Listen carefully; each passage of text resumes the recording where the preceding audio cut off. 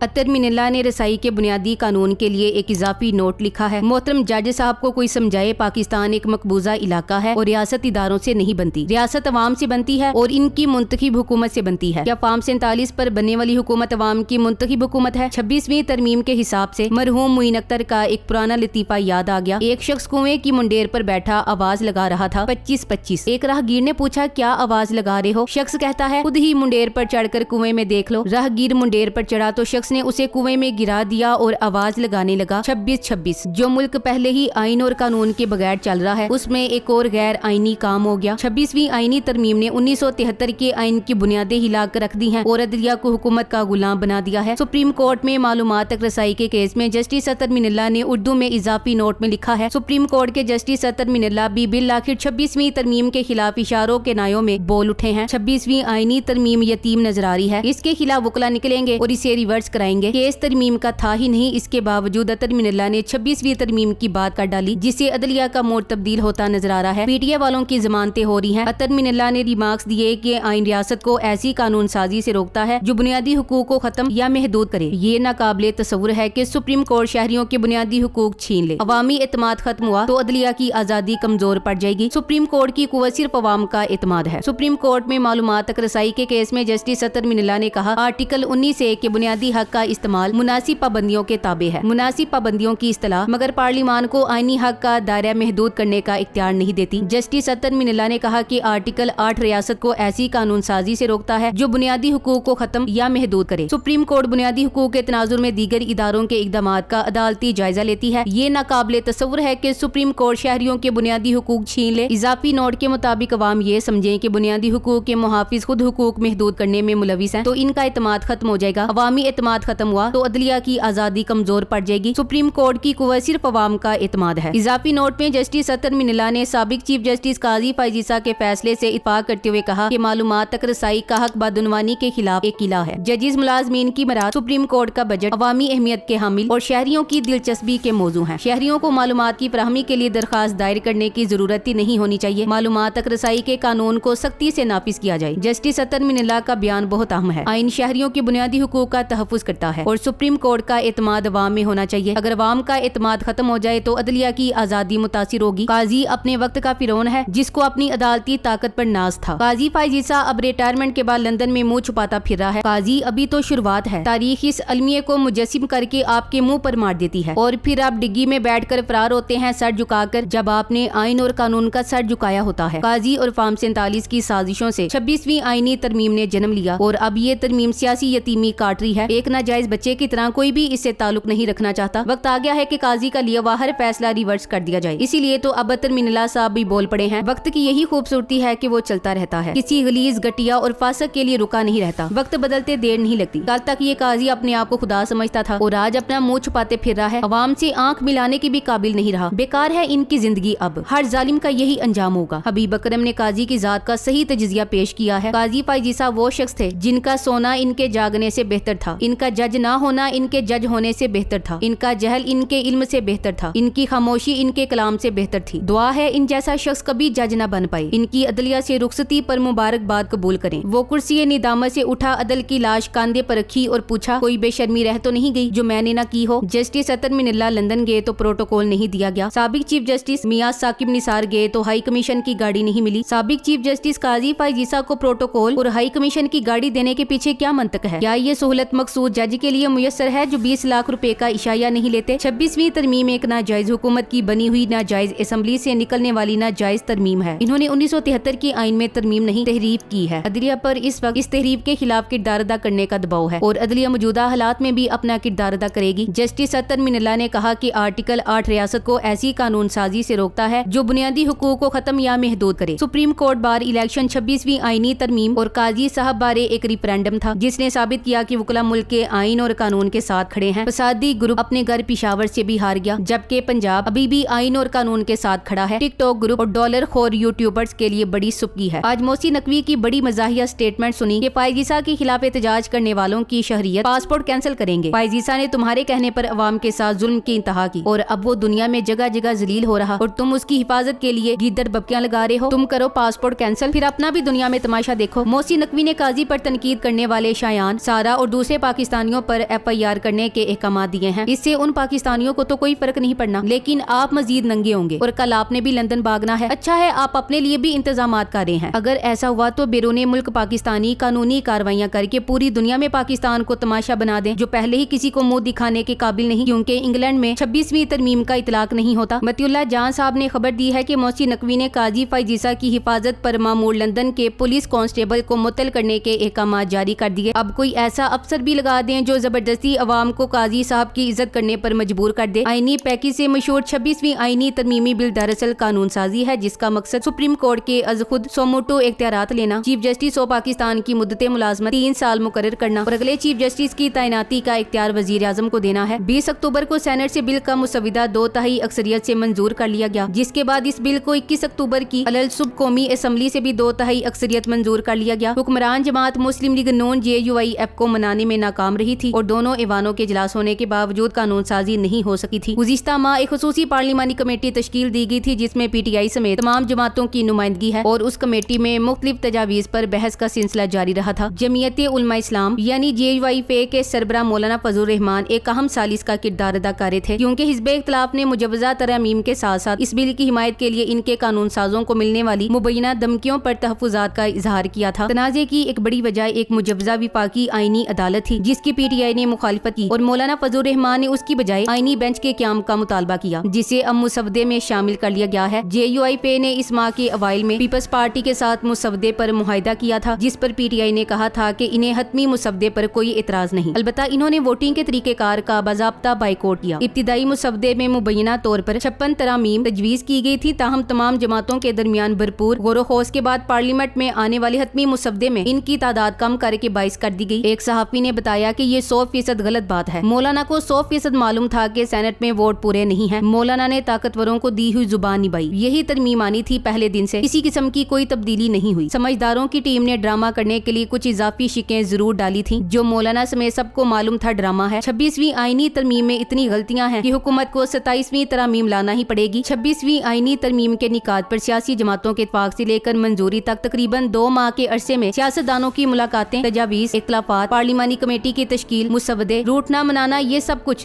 सुर्खियों में जेरे बहस रहा। ताहम अब तरमीम की मंजूरी के बाद ये बहस जारी है कि इस तमाम तर अमल से हुकूमत और ओपोजिशन जमातें सियासी तौर पर क्या हासिल कर पाई। क्या ये सवाल भी अहम है कि इस तमाम तर हलचल के दौरान सियासी तौर पर किसके हाथ क्या आया, हुकूमत को कितना समझौता करना पड़ा और ओपोजिशन में रहते हुए कौन सबका मंजूर नजर रहा। अब ये तरमीम इनके गले पड़ गई है। जिस जज को चीफ जस्टिस बनाया गया उसने अपनी आंखें ही बदल डाली। जिसने ये तरमीम मंजूर कराई उसे लंदन में इज्जत अफजाई मिल रही है। काजी के खिलाफ होने वाले एहतजाज से डर गए हैं। सबको समझ आ गई है कि उनके साथ भी क्या होने वाला है। कुछ मुल्कों में उनके जाने पर पाबंदी होगी तो बाकियों में ये अवामी नफरत का सामना करते फिरेंगे। Thanks for watching. Allah Hafiz.